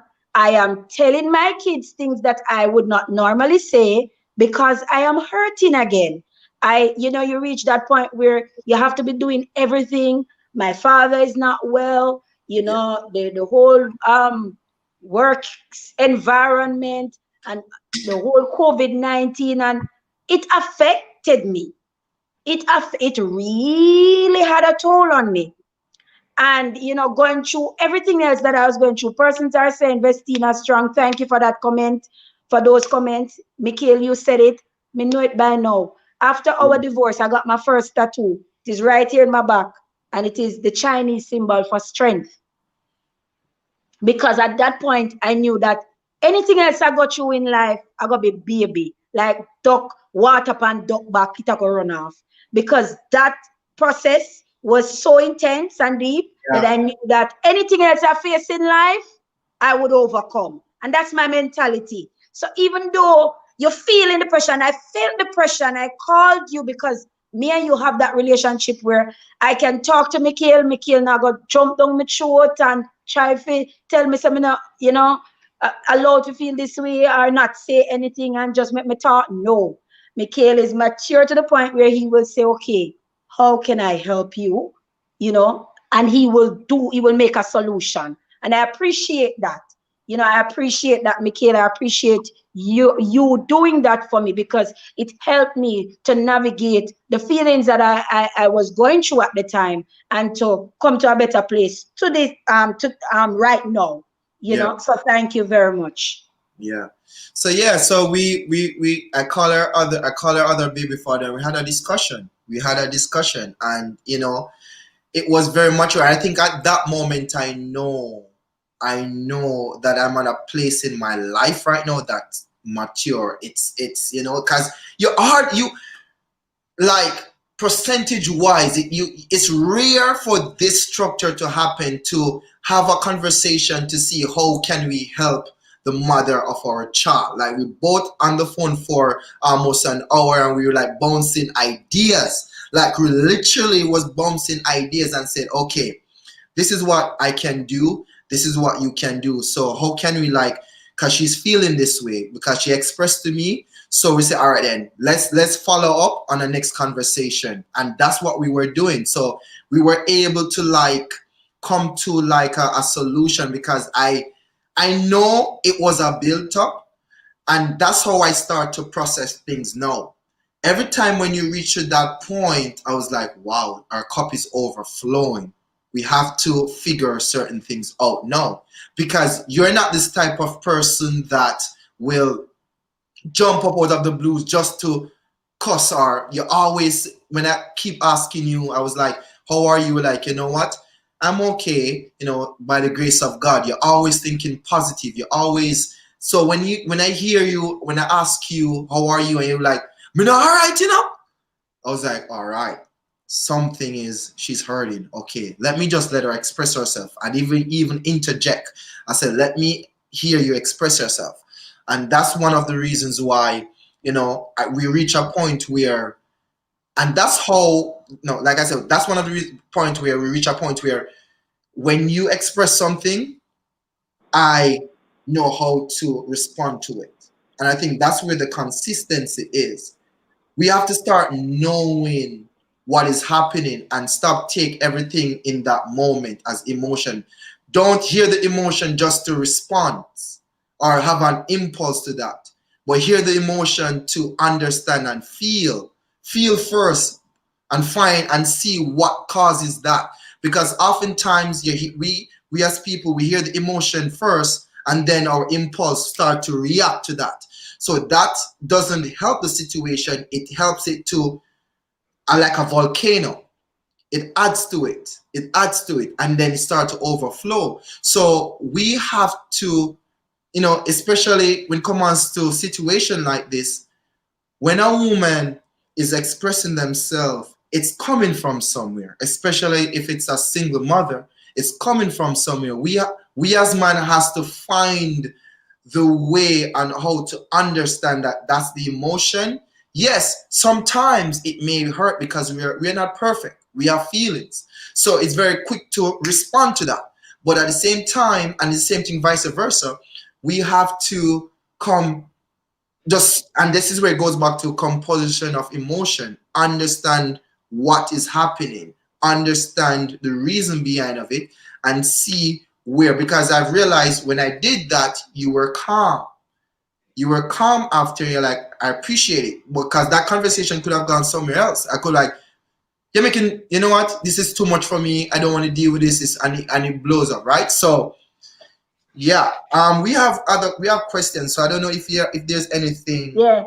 I just want to say before you address some of the questions, I Yeah, want to appreciate everybody who is on the live. And yeah, when I big up Maja Bless, my other friend, my brother from way back when, Lifestyle TV DP, big shout out to you. I appreciate you being on. I appreciate every single person that is on right now and those who will watch later.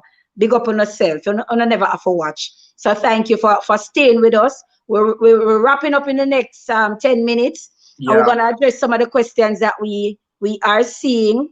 And yes, thank you for that big up as well, Lady Kaslim. yeah, Those of you who don't purchase my ebook, remember to purchase my ebook. You get it on your phone same time, mhm, and the hard copy, the paperback, will be available in short order for those who are still waiting on the paperback. All right. So let's see if we can address some of the questions. I saw a question posted yeah, by Pastor Cherry about how how did I'm rephrasing it now. How did I deal with telling my son mm, that his father is alive and well? Well, I had to have that discussion with him. I don't even know if you remember because he was so young at the time. But I did say to him that your father, this is your father on the phone and all of that. And he would have understood in that moment yeah. that his father is no longer dead. No As I longer. Um, Something wrong with me.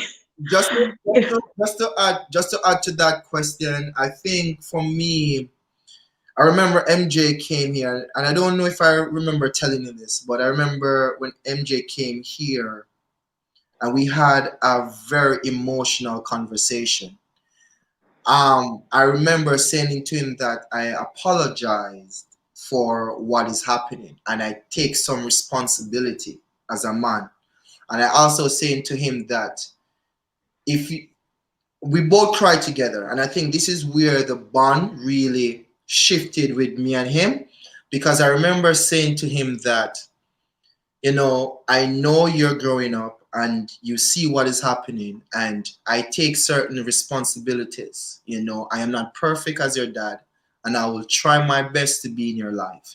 If you want to talk to me about anything, I am here. And I remember he was crying that at that moment, and he was like, kind of like not showing that he's crying. I was like, MJ, it is okay to cry. I said, in this moment, if you feel any form of emotions, and that's when I start to cry with him. And I remember me saying this to him. I said, don't cry because you're sad. Cry because you're strong. Mm. I remember me saying that to him. I said, don't cry because you're sad. Cry because you're strong. It is okay to go through these emotions, and you're a strong young boy growing up. Your dad is also strong, but I'm crying because I feel. And I remember saying that to him, and that moment he removes his hand from his face because he was like doing this to like just start crying. And he was just letting the energy, and I was holding him. I was like, I will do my best, and I will try my best to be in your life. I will make sure you can call me if you need anything. I will be there for you. And I think the reason why I'm saying this is because fathers is really important that we talk to our son in these ways to let them know that it's really important, that it's okay. We have to let them know that, because oftentimes, as parents, we want to protect, we want to show that we are strong, and that's understandable. But at the same time, we have to show another side so that they can understand certain things. You Yeah. know, when Mikhail took MJ for the first time, MJ would have been seeing his dad for the first time since the whole ordeal, probably 3 years ago. And that summer, before he went, he was acting up. Mm. And when MJ came back, it was a different child. He was more mature as a child, and he was helping me around the house. I don't know what Mikhail did, but Mikhail really fixed him. And Mikhail was telling me he was talking with him in the night. So me I said, because I was scared, because the only feeling I felt in terms of I didn't want to send him, but I spoke to Mikhail about it. I said, Mikhail, and I hear somebody asking if Mikhail has any kids. Mikhail can answer that question, come in and No, think no, I about me. don't. No, I don't. I'm But my only child. but um Mikhail, I asked him, do you have a girlfriend? Are you guys living together? Will MJ be sleeping alone? Will MJ be sleeping with you guys? Yeah. Because that was my only concern, in Yeah. sending him. Because I didn't want him to be in an environment that he would be uncomfortable, Yeah. and I would want to prepare him for any eventuality. So those were my only concerns. But Mikhail did an excellent job. Mikhail still does a better job at me at being Mikhail, a father, because he is more understanding, and he's better able to relate to MJ as a man. Hmm. As a man. Yeah. Yeah, and just to add to that, it's just my experience. Experience, without experience you can't grow. You can't mature. We need experiences. We need to go through these life experience for us to have references to know what to do and how to grow and how to learn. And I remember, I was scared when MJ was born because I didn't know how to be a father. But I remember reading something, and it's this one of the things that points out to me. Let your kids teach you how to be a great parent. And the reason why that stand out to me, because your kids would guide you. When your kids crying, you attend to their needs. You will have conversations. So certain actions that your kid do, you will start to adjust as you go. And I think that's one of the things where I start to understand has and allow that fear to pass and start to understand of how to become a better father. And I'm still growing. I'm not perfect. You know what I mean? I'm not perfect. I am still growing. And every single day of my life, I take my time to understand. And I always say this, I'm always going to forever, even as much as I educate and I'm a lecturer and etc., but I'm always going to forever be a student of life, because it's really important that through this growth, through this learning and being open mind, then you start to allow to see the world and see things of how it is. And that's why I was able to have those conversations with MJ. So yeah. I see a question here, and we wanted to talk about that. So I think we're going to be wrapping up by in another minute or so. So we don't want to keep you too long. We have kept you long enough, and we can have a part two some other time if God permits. But what would younger Mikhail? The question is, Mikhail, what would you say to the younger side of you that got married then? Hmm. What will I say? What would you have said to the younger Mikhail? If you were going to, I don't know if you're hearing me. Hmm. You're hearing me? Repeat the question again. Yes. What would you say to the younger Mikhail? I don't think they're talking about MJ, they're talking about you. Oh When my we got God. married, Okay. what would you have said to yourself then? If you were probably giving yourself some advice, or if you could talk to yourself then, what would you have said to the younger Mikhail who got married? If I could have talked to myself, Yes. hmm, I would have said, be patient and and and feel the need and understanding what love is, and be open mind to the possibility of growth, and don't be afraid to be honest. I think the main thing was honesty for me. Honesty, if in the case of whether it's fear, be honest about it.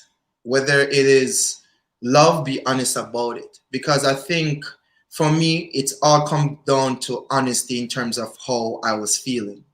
So the I would tell the younger me was like, express and be honest in those aspect of any emotions that you're feeling, because you need, once those emotions are out, then it's very easy to have a conversation, and at least you can say that you have said it. I think for me, the younger Mikhail then didn't speak how he was feeling, didn't think or feel scared that saying this he will feel judged. So I think in at the end it's just more so being honest with how you're feeling, so that that could start a conversation.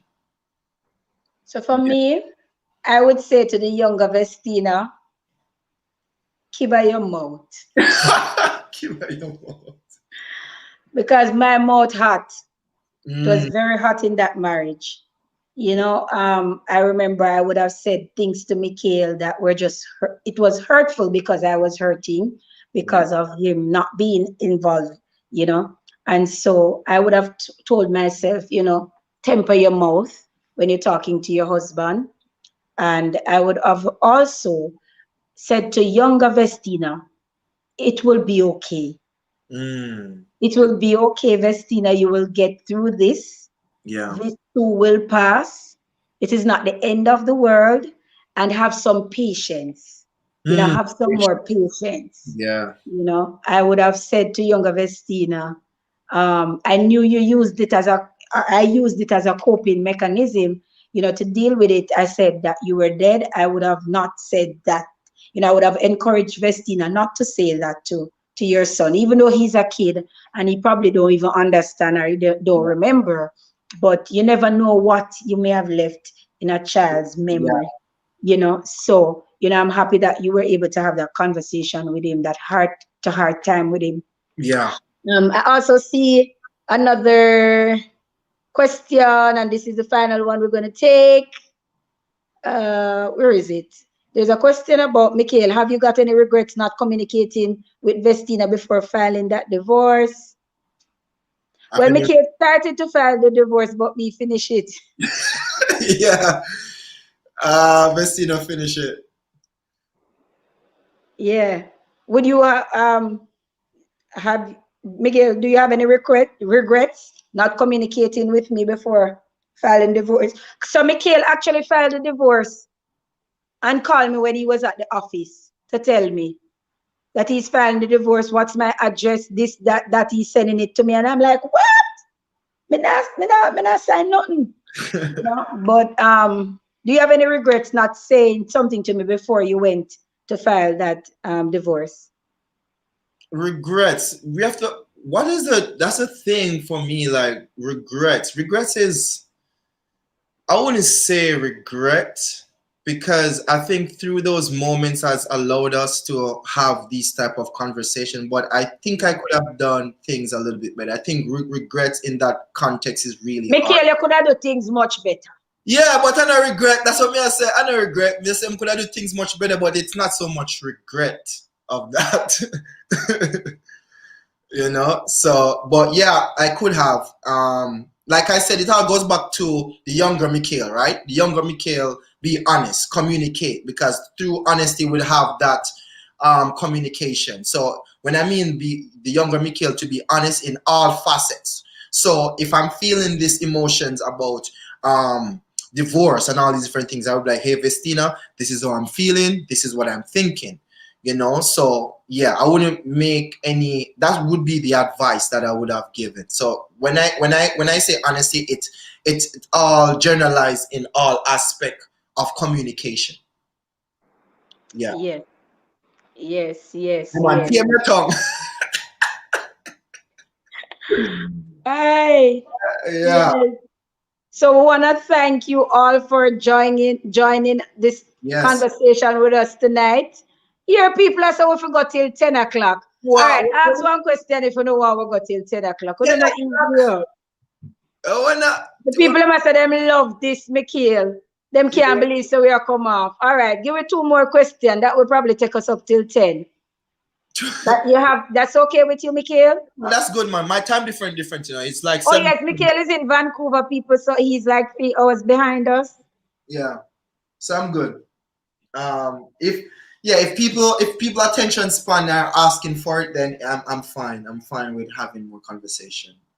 Yeah, it's fine.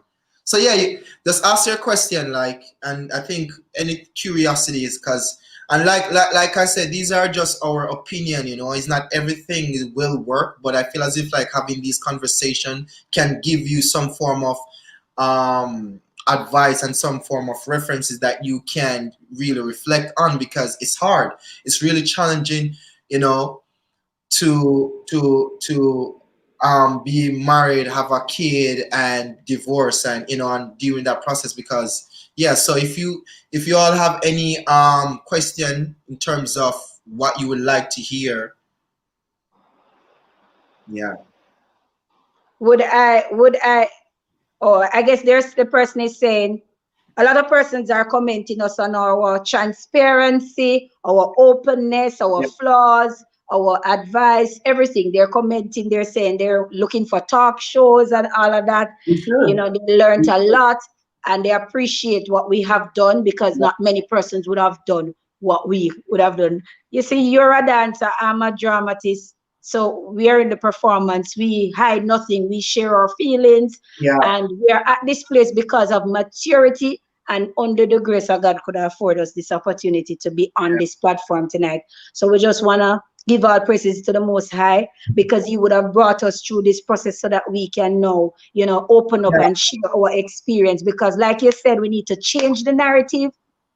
We don't have this in the Black community much. One of the things that I have decided to start teaching even my son how to date, how to court, if he likes a girl, what to say, because not many, I am a female, I know how I want to be approached. So I can share these things with him so that we can have better men, Black men, kings, for queens.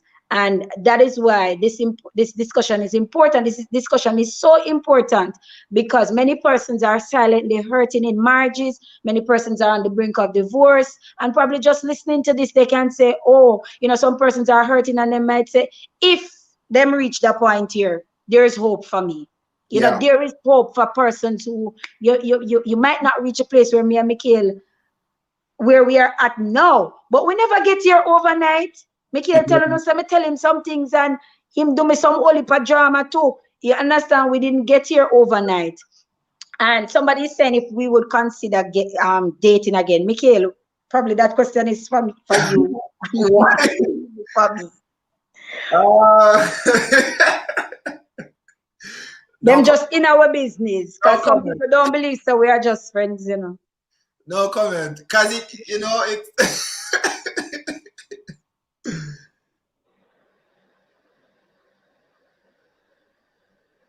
Okay.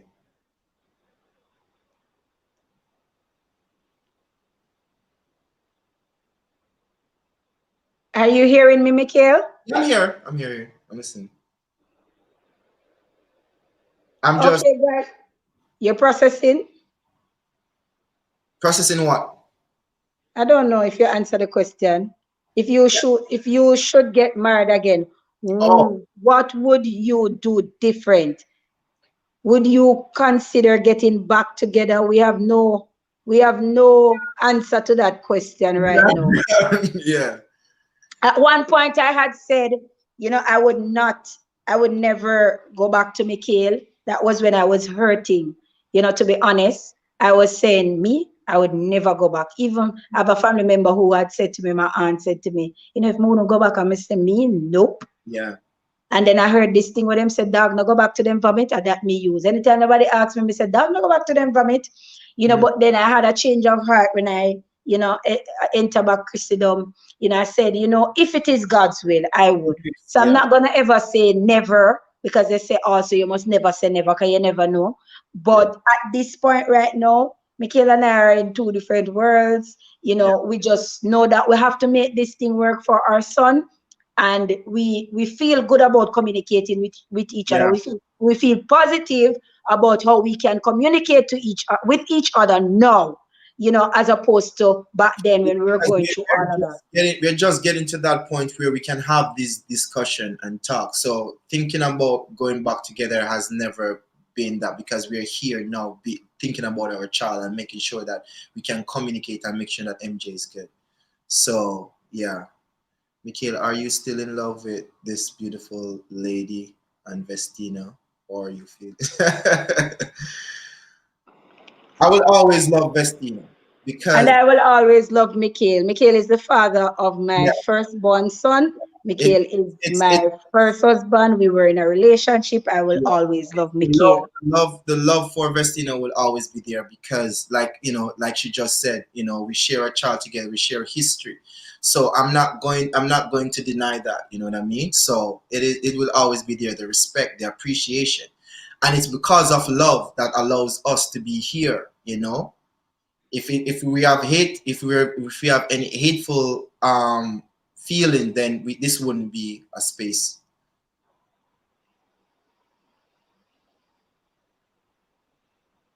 Are you both married? No, we're not. No, no, I'm not. They would have been asking if you would remarry. Is I that would say I answered that already. Never. I on my part, I'm not saying never.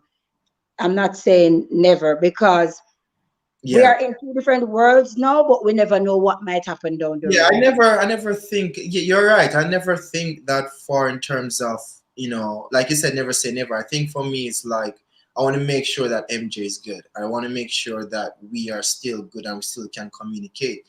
And maybe, the universe or God, at this moment, this is where we are right now. So, yeah, Yes. So let me see. yeah. Some persons are saying they are speechless. Sandra is saying pray about it and ask God to guide us. Look at the smile on Minister Vestina. I don't want me to cry. I'm here talking with my ex-husband. And plenty people can do this. True. Through many dangers, styles, and snares we have already come. Had the same question in mind. 10 o'clock couldn't come any faster to stop all these pressuring questions. Yes, yes. Lord, your perfect will be done. Amen. Yes. Somebody else is saying this conversation is necessary. It's so refreshing. Somebody else is saying, Sheena is saying, when you can go and stop now, stop make them stress or no. Yeah. Them we are close. Let's read through the Yeah. comments them. Yeah. Kimon is saying, I'm smelling the possibility of what is snow. You sure you smell all right?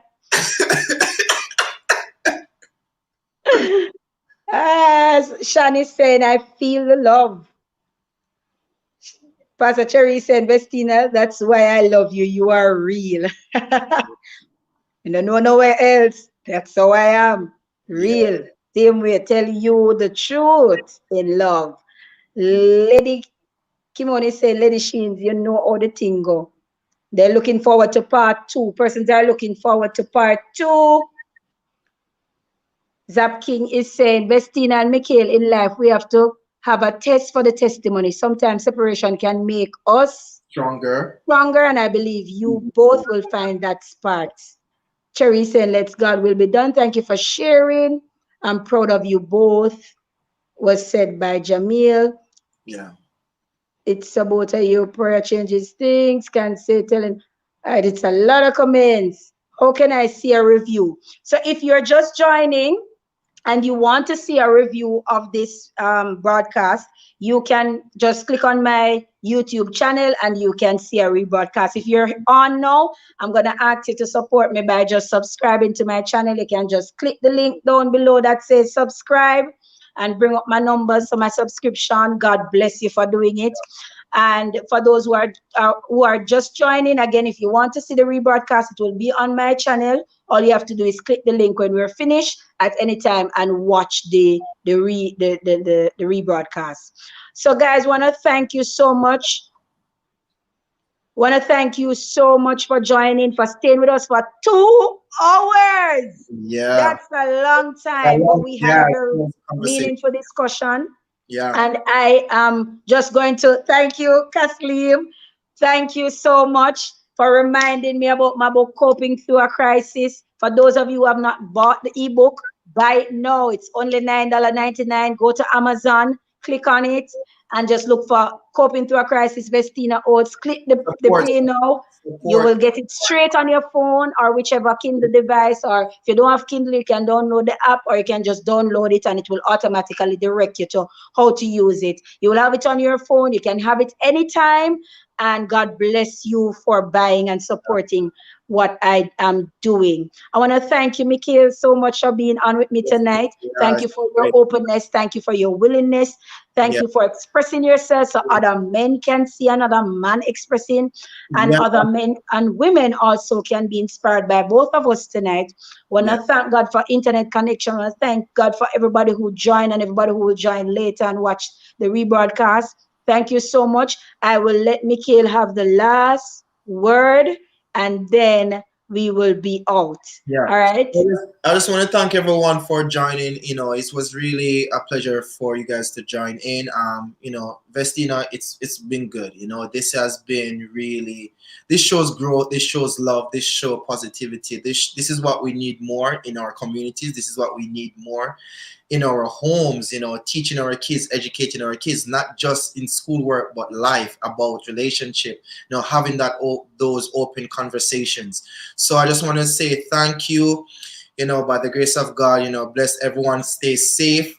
And yeah, if there's a part two, God's willing, we can do a part two. But enough love, enough blessings, to all the families out there. Stay blessed. God bless. Yeah. Thank you. Yeah, man.